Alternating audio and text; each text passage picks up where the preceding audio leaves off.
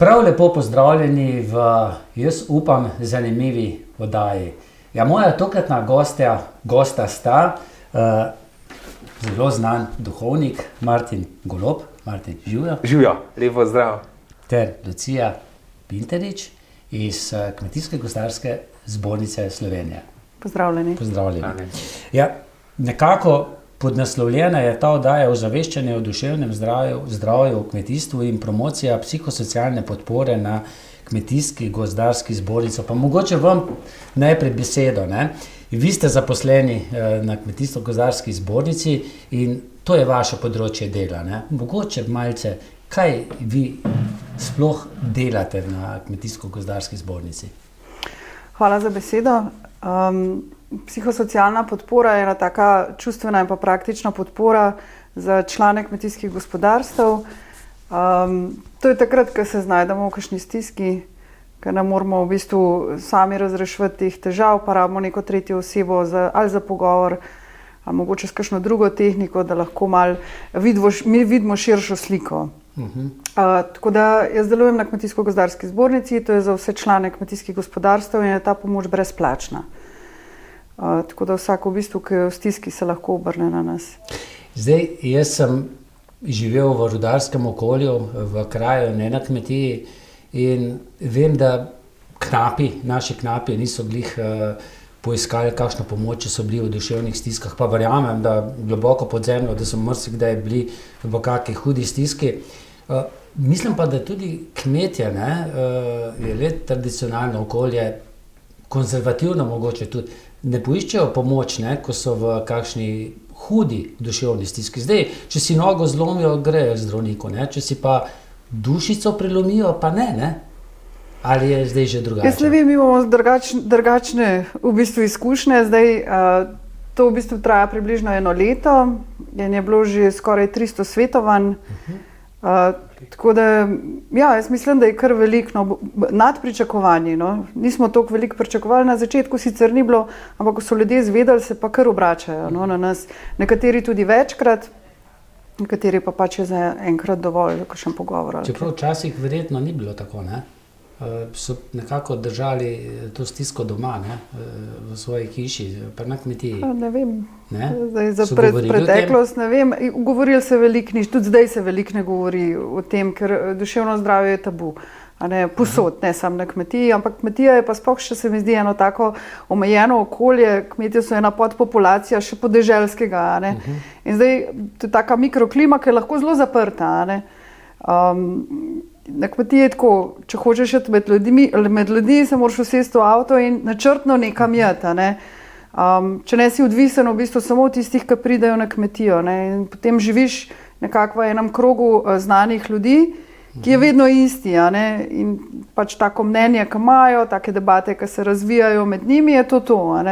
Zdaj pa širšo imaš ti socialno mrežo, bolj lahko si širiš obzorje, veš, kaj je normalno, kaj ni normalno. Ne vem, kaj novo obstaja, kje si lahko tudi najdeš podporo in tako naprej. In zdaj vedo, kje jo lahko najdejo. Jaz upam, da. Ja. Jaz sem prebral vašo čudovito knjigo. Moram reči, da ste me navdušili s tistem, kar ste napisali. Ste pa tudi vi sami živeli na kmetiji, pod Bogom Šperkom. Jaz sem čisti kmet. In kakšen občutek imate pa vi v stiku takrat z različnimi kmetijami, pa tudi na vaši kmetiji? Ste se pogovarjali doma, če prišlo do kakšne duševne stiske, če je bilo kdaj, ni bilo vse tako lepo? Zdaj pri nas doma, da se jaz glih prav za kakšno stisko spomnil, se je ne. Pri nas doma smo le malo bolj številčna družina. Nikoli nismo bili sami, veliko smo se med seboj pogovarjali, bili smo drug do drugega zelo odprti, da bi kdo kaj vse tišel, niti ni bilo. Seveda je bilo včasih skrbi, stres ali pa ne veš, kako bo vreme potegnilo. So se dogajale tudi nesreče, če dela človek, če stroj pod kozolcem stoji, se ne pokvaril, če pa z njemu delaš, se pa tudi kaj pripeti lahko, in so bili včasih tudi težji dnevi, adrenalinski, Ampak, ker smo bili drug z drugim, pa nas fantov le 6, pa ati, pa mami, pa prej še ata, pa mama, 3 generacije skup, pa še kdo je tako prhiš prišel pomagati, ker še iz vasi, je pa to malo lažje šlo, je malo drugače. Vem pa, da smo kmetje tako le doskrat znali drugemu stopiti. Ne vem, sosedu se je kakšna stvar uničila, pa smo mu še pomagati, za teličke ven vleč smo se še drugemu pomagati. Tako da bi glih prav spomnil se, kaj še take zadeve ne. Srečam pa tako recimo stiske kakšnega starejšega možakarja iz kmetije in njegova stiska je pravzaprav na bolečine, recimo ta mlad noče več delati. To jih zelo boli, ne, prej ata pa mama cel življenje garala, pa delala, štalo postavljala, zemljo kupala. Pa pride nova generacija, seveda oni dva samo bolj navezana na to, ta nova generacija pride, v tem ne vidijo nekega veselja, pa zapirajo, prodajajo, pa starejše to zelo boli. No, ena taka bolečina, ki pa tudi mogoče takole srečam, je pa dobiti recimo ta mlado za na kmetijo. Dobiti osebo, s katero bi zaživel, da bi skupaj kmetijo pelala, ker biti kmet ni samo en poklic, ampak je to način življenja. Petek in svetek moraš skrbeti za živali, petek in svetek moraš še v štalo, drugače ne gre. In čisto vsak ni za to, vsak ni za to. So ene zelo lepe, ne vem, tam na Višnji gori poznam eno kmetijo, ona je čist mesta, z blokov. Veš, daj dla fanta, s kmetije, tako lepo delata, imata 3 otroke imata in skrb doma, vse, ker če imaš eno voren kmetijo, ne moreš v službo hoditi. Če imaš eno, da imaš to glav, težko pojš v službo hodiš.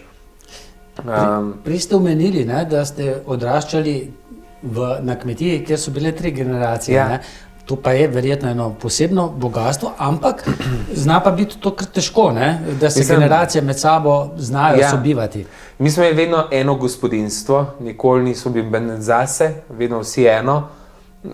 In seveda moja mami, ki je hiš prišla, je to sprejela, tako kot smo kot so njo sprejeli.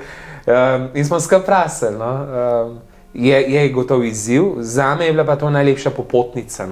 Ste imeli vse na kupu, Ja, staro mamo, babico, mamo. Mamo in tudi takrat sem pač rasel s starejšimi, ni bilo to nekaj daleč od mene, ampak zato pa z mamo smo detka pa babi, nismo klicali ata pa mama, pa ati pa mami.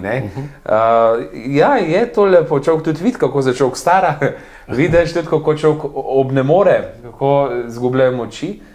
Moram zelo pohvaliti svoje starše, ki so tako lepo skrbela za moje stare starše. Ne vem, se spomnim, Kata že tudi hoditi ni več mogel, pa smo ga kar hmismo prinesli, da ni tam zase nekje jedel v enem kotu, ampak da je bil z nami primis, ker je Leon bil tisti, ki je bil gospodar, ki je to gor spravil, in se je njemu fajn zdel. Jaz kot otrok pa tudi lepo, da sem take zadeve gledal, pa opazoval, kako se ravna s starejšim človekom. Je gotovo na kmetah en velik izziv prenos generacij. Kdaj ta starejši gospodarji popustijo, pa mlajšemu dajo, na kakšen način to naredijo, kako se med seboj dogovorijo. Je to verjetno kar en tak izziv, ni to tako, po mojem, si mislim. Tako. Lucija, sej verjetno pa to so tudi težave na določenih kmetijah, ki se tudi obračajo na vas, ravno to, medgeneracijski nekako prepad na eni strani. Tudi tašča ne sprejme svojo ta mlado, ki je mogoče prišla iz mesta, ki ni prej živela na kmetijah. To je verjetno težava. Poleg tega mogoče samo tudi to dotaknili. Težko delo, včasih ob težkem delu je tudi kakšen alkohol, Ja, sigurno. Vse sorte, ja. Zdaj, največ težav je seveda v odnosih, Zdaj, če osnovni odnos, se pravi med očetom pa mamo, ni urejen, pol gre seveda navzdol, se to prenaša, Pri večgeneracijskih družinah oziroma, ki je več generacij v eni hiši, je pa stvar sprejemanja, ne? Pa malo kompromisov, seveda komunikacija, če je dobra in tako naprej. Ne? Treba je prilagajati, se popuščati, ne? Ker družina je le navajena, recimo, enega sistema, vsak ga pozna, ve, ki ima tudi kakšen prag tolerance, kakšen način komuniciranja, ne? In potem recimo, ne vem, sin pripelje ženo domov, ne, in pride noter oseba, ki ima pa drug način komunikacije, ki ima druge ideje, ki ima mogoče, ne vem, kakšne predloge za izboljšavo, za spremembo in tako naprej. Ne. In zdaj tle samo vprašanje, koliko je kdo pripravljen se prilagajati in sprejemati in mogoče se tudi učiti, ne, ali pa kakorkoli. Ne. In zdaj, če tega ni, če komunikacija ni dobra, potem tle eskalira zelo veliko stvari lahko. Ne. Tudi pač v preteklosti, iz otroštva in tako naprej. Ne. In pa imamo spet pač težave v odnosih. Ne. Verjetno je pa tudi zelo pomembno, ne, starši, ki kmetujejo, ko gledajo svoje otroke, ki odraščajo, komu bodo prepustili potem kmetijo. Tisto, kar so recimo generacije pred njimi tudi ustvarjali. Ne. To je verjetno težko odločitev. Najti seveda, pravega. Sigurno, ne, zdaj, ker kmetija je tako, ne, to je življenjsko delo. Ne. Kmetje vložijo noter vse, svoje finance, prosti čas, bolniške dopuste in tako naprej. Ne. In to je dejansko življenjsko delo, ki ga potem moraš nekomu drugemu predati. Ne. In zdaj roke stran od tukaj dati je v bistvu tako, mislim, da je zelo težko. No. Ja. Težko. To ni ena firma, ki jo prodaš, pa še z njim nekaj dobiš, ne. Ali pa ne vem, to je zelo oseben odnos do tega, ne. To ni nekaj usporedna, to je življenje, ne. Kako je pa na vaši kmetiji šel ta prenos iz generacije v generacije? Je bilo? Jo, Boga zahvalim, da je zelo lepo. Zdaj, dobro, malo vesele, ne, tisto, je bilo tudi malo mišljeno, da bi jaz kaj pelil, ne. Jaz bi bil na kmetah, na kmetiji mi je ljudi manjkali in sem kmalu spoznal, da sem bolj za med ljudi. Je pa moj brat prevzel tudi to šolo, je naredil, živinorejo, veterinarsko, predseleno veterinarsko in ima strašen lep čut do živali. To je pomembno, ne? Ja, se mi zdi, da za na kmetijo je bolj pomembno, da ima gospodar čut za živali kot za traktorje. Ker, mislim, če delaš živali, ne, tam je bolj pomembno, traktor že nekaj najameš. A ne, enega strojnika, da ti zorje nivo, lažje dobiš kot nekoga, ki bo pa lepo delal s tvojo kravo. Če sem konkreten, ne, tudi krava vsakega ne sprejme. Moraš imeti žival rad. Za živali ni čisto vsak dober. Vi imate radi? Ja, imam zelo rad živali. Ampak tudi ljudi, ne? Ja, seveda, ja, drugače pa ne gre. Drugače pa težko pol to. Ampak, ja, imam zelo rad živali. Tudi jaz bi imel kakšnega psa, ampak sam kaj, če ne bi Lulu kako jedel. Ja, drugače pa rad živali. Zdaj, tako, no, glihem prav. Moj brat pa še boljš, on ima še boljšo roko za njih.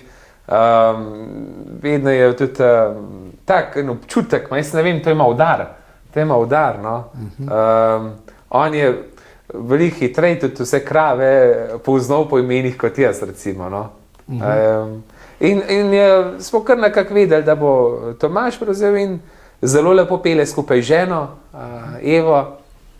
No, pa ati pa mami, isto, 3 generacije so že pri naši hiši. In vam še vedno obsti, da lahko se usedete kdaj za traktor, ja, ne? Čeprav v teh trenutkih je zdaj vedno manj, ampak ja, mi pustijo, oziroma včasih, ko rečejo, gledaj, imaš švile, pa da ob silosu kaj gliham, kar recimo, da je še sezon zadev pa to, no, ampak ja, se ne branim enega, ne drugega, ljuše ne bi tu mama odkole. Zdaj, nekako se mi zdi, da zdaj ta najnovejši čas nekako izbrisuje to mejo moški, ženska, mama, ata, ne, ampak na kmetiji, ne, tam ste vi odraščalo, ne, se je pa vedelo, ne, kaj je mama, kaj bo mama delala, pa kaj bo oče delal. Ne. Te vloge mislim, da so kar jasno zapisane, kaj za koga. Ne, in tudi, dobro, poznam tudi matere, ki furajo traktor in delajo na polno.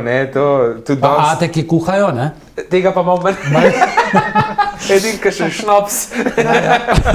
Edinka še šnops, pa so tudi, da so vam večino možake, ker jih poznam, čeprav da se domo gliha šnops, ki ga je pa ena mama skuhala. Ampak ja, dejansko je pa tako, da ker priješ na kmetijo, običajno mama tista, ki je v kuhan, in so te vloge čisto jasne, lepo razporejene.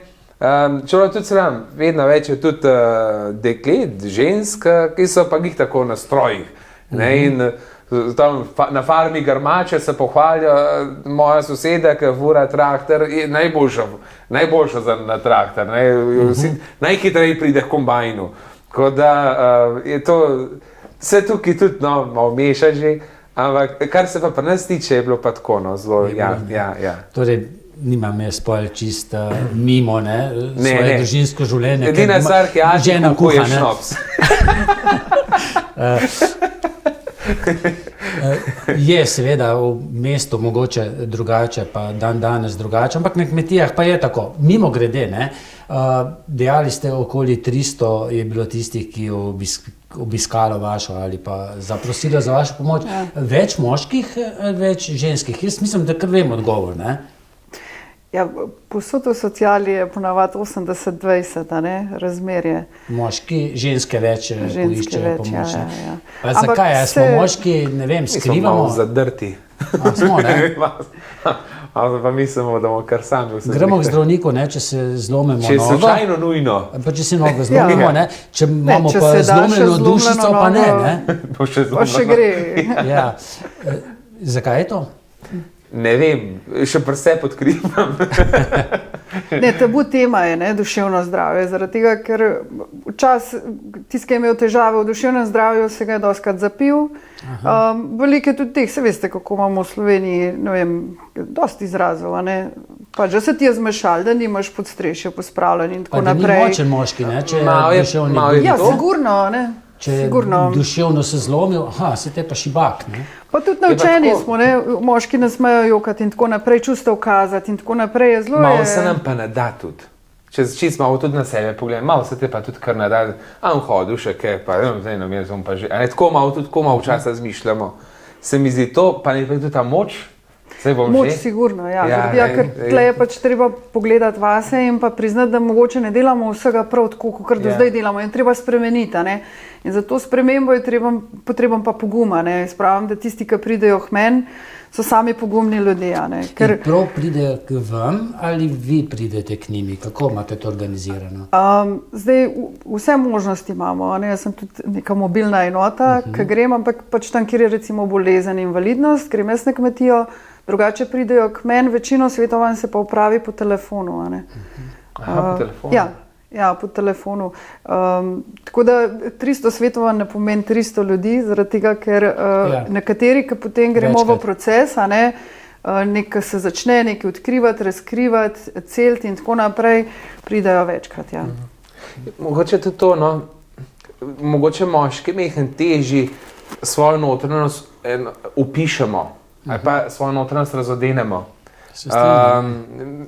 Včasih sploh ne veš, kaj ti je, pa niti ne znaš upisati. Se mi zdi, mogoče smo malo manj občutljivi, kar se ženska malo lažji v besedi njeno notranje dogajanje, kot pa mi moški. Se mi zdi, ne vem. Jaz, če malce sledim, če se malce poglobim v sebe, jaz vem, če sem bil v kakšni stiski, jaz sem šel laufat, Zdaj, včasih je koristilo, včasih se pa še bolj izčrpaš. Da bi šel pa pri zdravniku, po kakšno pomoč, to je pa tisto, kar ste rekli, malo če počakamo, škoda časa. To je tudi za šibkost je veljalo to tudi, če moški govori o svojih čustvih, je šibek, je pomehkužen ali kako naprej. Verjetno je pa na kmetijah to še toliko bolj, to so neka prepričanja, ki se tako vlečejo in če ne govorimo o njih, pol to kar velja, da tako je. Zato je pa fino, da veliko govorimo, pa se pogovarjamo o tem. Prej ste rekli, biti kmet je poklic čez cel dan, ampak vse biti duhovnik je pa... Oboje je način življenja. Biti kmet niti ni poklic, ampak je način življenja. Je slog življenja, ki ga sprejmeš in to je zelo lep slog življenja. to je tak zelo plemenit način življenja, ne, delo z naravo. Tudi drugače samo delo na kmetiji podzavestno človeka tudi malo bogati, ne, kar kmet naredi, se vidi, kar je naredil. A ne, jaz v pisarni cel dan sedim, pa nimam zvečer kaj pokazati. Kmet vidi sadove svojega truda, sadove svojih rok, on nekako uživa in mu to tudi prinaša eno notranje zadovoljstvo, nek občutek uspeha. No pa delo z naravo, ne, ti si svež zrak, ti si v naravi, ne. To je en kup takih stvari, ki jih drug način življenja ne more omogočiti. No pa sploh, če je ena družina skupaj, je to drugače zelo dober poligon za vzgojo, za osebno rast otroka, ne. To je zelo zdravo okolje.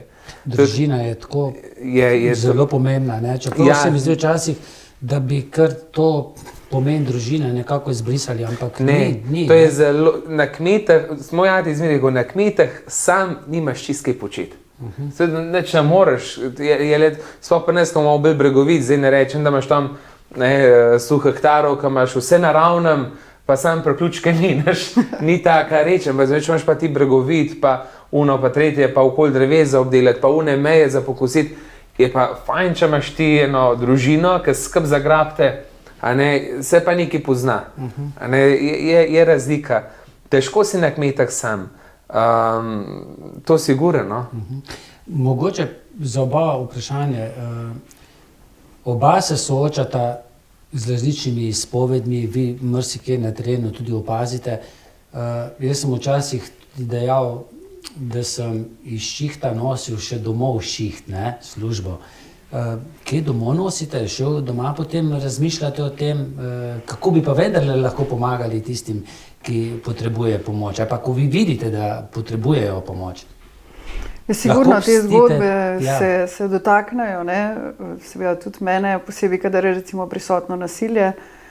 Ampak zato je pa v bistvu v teh poklicih zelo pomembna ta skrb zase, ne, da znam jaz za sebe poskrbeti, ker a veste, se noben ne mara prideti k nekemu kaotičnemu, raztresenemu terapevtu, ki se mu skozi mudi, a ne. A veste, to je pač ta del, ki je treba poskrbeti. Zase, če ne na dolgi rok, niti ne moreš upravljati tega poklica, ne, se verjetno za vas isto velja. Ja, čas se celo tako najdem, pa nekako pa kar gre. Težko je zakleniti vrata, ne? Ja, ne moreš. Ne moreš, pa časih še... Ja, tako je, takšen način življenja sem si izbral, nekaj moram na to računati. Ne moreš kar zakleniti. Včasih so še ob 10. zvečer kakšni klici, sploh kaj kakšna polna luna ali pa kaj so kakšni prazniki. Se obračajo ljudje. Ko so ljudje osamljeni tudi, ne? Ja, ali pa kakšne stiske, ali pa kakšne duševne težave. Ja. Zdaj, kako... Jaz se na vero naslonim. Zdaj, začer imam še mašo in jaz vem, da pol te zadeve tudi pol na oltar dam. Včasih kakšne stvari pa kar malo prepustim. Ljudje rabijo, da spregovorijo, da jih nekdo sliši. Pa skušam, da pač rečem, Bog, sem poslušal, ti pa rešuj, ne. Mi dva težko kaj rešiva in poslušava lahko, da je kakšne stvari tudi že, seveda, kaj prostopa zraven pa to, ampak kaževa lahko vrata, skozi morajo pa sami, ne. Ja, se mi zdi tako vedno v uvodu povem, ne, jaz ne moram nič narediti, jaz vam lahko sam pokažem smer, vi pa pol, pač če upoštevate, morate sami narediti, ne, ampak pol tudi napredek je vaš, ne. Mi lahko res samo usmerjamo, ne. Jaz vem, da se mi mestni ljudje, ne, zelo sekiramo, ne, če nam toča recimo suje avto, ne, da so kakšne luknjice na strehi, ampak ne, kmetje se pa ne soočajo samo s tem, ampak adijo kompletni pridelek, ves trud, ki so ga vložili, pa mogoče so še zakreditirani. Koliko pa to vpliva na duševno stanje posameznih, ki delajo na kmetijah? Koliko je teh stisk? Ja, teh stisk je ogromno, ker biti kmet je zelo stresen poklic. Ne samo, da te skrbi, kaj bo padlo z neba, oziroma če bojo kakšne poplave, so še drugi stresi. Kot ste rekel, delati v zuniji je sicer super, takrat, ko zmrzuje ali pa ko je -10, je pa tudi malo stresno, ali pa ko sonce, ne vem, ko je 40 stopinj zunij pa tako naprej. To je pol še en tak stres, recimo, pa je administracija, zakonodaja, razpisi. Potem jaz pravim, kmet je v bistvu vse, od čistilke do mehanika, računovodja, knjigovodja, serviser, direktor, kadrovnik, krčaš. Tako da biti kmet je res težek poklic. Včasih so sicer rekli, da tiskaj ni za v šolo, bo pa kmet, ampak nekako, ne vem, to je spet tako, kot so rekli. Jaz mislim, da to ne drži, danes kmet sigurno mora biti zelo iznajdljiv, tehničen, praktičen, razgledan in tako naprej. Tudi koliko je strojev, danes vse z elektronko povezan, kakšni so to računalniki. Je pa glede tega vprašanja letos polet, ko sem se pogovarjal z gospodom vinarjem, čisto vse mu je točo stovkle, dal z Krškega. Kaj je bil žalosten, vse je bil tudi po televiziji, seveda je hudo, ne moramo si tega sploh predstavljati. Pri nas enkrat lahko tudi to povem, suša je bila, čisto malo fotra že na tem. Doma so se že pogovarjali, da bo mogel krave prodati, ker to ne bo šlo čez zimo. Polet huda suša. Je pa pol kar nekod se začel pojaviti proso po naših njivah in smo pol še dvakrat iz proso kosili in balirali, pa je pol nekako kar šlo. V bistvu na začetek šok je vedno hud, ampak pa nekako pa kar pregura. To je pa pomembna družina tudi, ne? A pa tudi ne vem, malo zaupanje, pa nekako pol kar gre. Se mi zdi, da tudi ta možakar vinogradnik, pa nekako pol pa je kar nekako se da ta borba, če je. Jaz sem odraščal, sem prej povedal, v rudarski družini, v okolici, kjer so bili rudari, težko življenje. Veliko je bilo, ne v moji družini, ampak tam okrog mene sem opazoval alkohola in seveda tudi potem nasilja. Verjamem, da je zelo podobno tudi marsikdaj pa kje na kmetijah. In tudi takšni pokličajo, pa poiščejo kakšno pomoč. Je zdaj to bolj odprto, se več o tem govori, kot se je mogoče kdaj leta nazaj. Veste, kako nimam primerjave, da bi rekla, se več govori ali ne. Nasilja je več, kot sem pričakovala, nisem toliko pričakovala nasilja. Fizično, psihično, spolno, ekonomsko zanemarjanje, vse. Tako da me je v bistvu presenetilo, ko se ljudje odprejo, marsikaj povejo. Nasilje ni samo pol med ljudmi, tudi nad živalmi in tako naprej. To jaz vedno pravim, zelo pomemben je, kakšen odnos imaš do sebe, ker če imaš dober odnos do sebe, imaš lahko tudi do sočloveka in imaš lahko tudi do živali. Tako da tukaj se ko pride do odvzema živali, dostikrat bi bilo potrebno pogledati človeka, ki v bistvu za tem stoji in pogledati, kaj se z njim dogaja. To se mi zdi ta aspekt zelo pomemben. Je pa odvisno, koliko smo odporni. Eni smo recimo bolj odporni na neke take strese, pa stiske, ne vem, ko zmanjka nekaj ali pa ko toča uniči, eni so pa manj. In zdaj je zelo odvisno od te odpornosti, kakšno imamo, pa kam se zatečemo, pa kako rešujemo težave. Zdaj eni grejo na pogovor, eni grejo v gostilno, eni grejo v cirku. Zelo različno se soočamo pač s temi težavami. Pa jih tudi priznamo. Eni zelo hitro rečejo, ok, nekaj ni v redu, grem. Eni pa potem že, ki je že lahko tudi prepozen. Kakšna je pa vaša izkušnja s tem, ko takole hodite tudi po kmetijah? Ko opazujete, pa slišite te zgodbe? Drugače, to spet ne slišim. Ne. Da bi imel prav zdaj... Ne pridejo pa povejo, da imajo doma nasilje, da je kdo preveč alkoholiziran. Ne. Ne, to ne. Se ne odprejo toliko? Ne. Niti to imate kar privilegij, da takole slišite, da vam tako... Tukaj nisem še se tako, da bi kaj prav, da bi kdo kaj rekel, ali pa da bi prav prišel za pomoč, ali pa to, s tem se še nisem srečal tako. Prej, da mi je prišel kdo pojamrati, za če sta mlade, tega je bilo več. Ampak pol tudi tukaj jaz poslušam, pa včasih tudi kakšno stvar malo, ne da za rezervo vzamem, ampak tako, skušam slišati tudi mlade, ne da bi zdaj kar navprek obsodil, pa to, kar ni fair. Tako da tega se imam več. No, ali pa to, ker ne veliko iščejo še kakšnega življenjskega sopotnika. Te dve, ki sem že na začetku omenil. Zdaj je bilo pa prav kakšno hudo nasilje, pa kakšno tako, pa ne. Tudi nasploh ne. Jaz kar grem tudi po svetu, in moram reči, da kljub temu, da sem včasih kar kritičen tudi do tega, kar se pri nas dogaja, še vedno rečem, joj, kako srečo imamo, da živimo na tem lepem koščku sveta, pa kolikor toliko v dobrem standardu, sploh ne, če pomislim na tiste ljudi na Madagaskarju, zdaj vas je obiskal Pedro Opeko, verjetno ste bili zelo veseli tega obiska. S kakšnimi težavami se pa tam soočajo, ne pa s pomanjkanjem. Se mi zdi, da gredo bolj z veseljem skozi to. Meni so navezan, pa samo okolje je čisto drugačne. Res nimajo vsega, kar imamo mi. Pa se mi zdi, da so oni veliko bolj srečni, kot mi. Zanimivo. Stvari, ki jih imamo oblečen, kar lahko človek kup, še ne prenese človeku sreče. Odnosi so tisti, odnos je tisti, ki te dviga, da lahko letaš, ali pa te zamori do tal.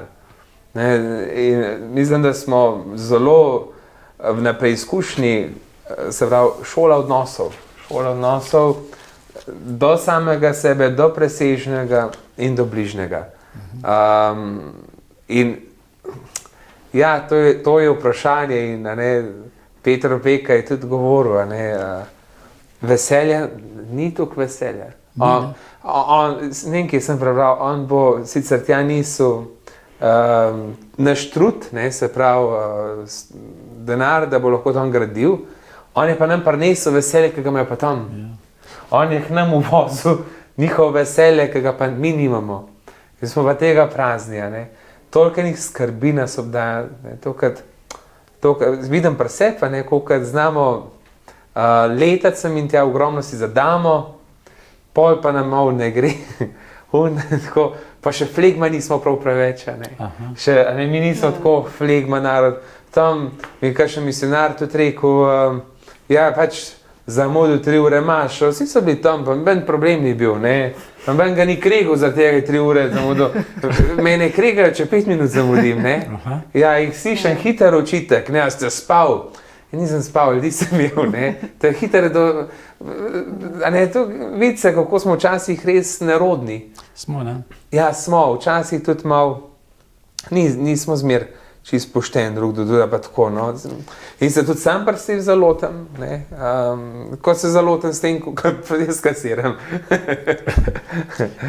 Jaz moram biti pa tudi pošten, ker ste mi prej povedali, da vas čaka še Maša, in moramo počasi tale pogovor zaključiti, da ne bomo predolgo ga zavlekli. Hvala vam za vse, kar ste povedali, pa da ste tole delili, seveda me zanima, nastaja kakšna druga knjiga, pa se verjetno nimate časa. Zaenkrat ne.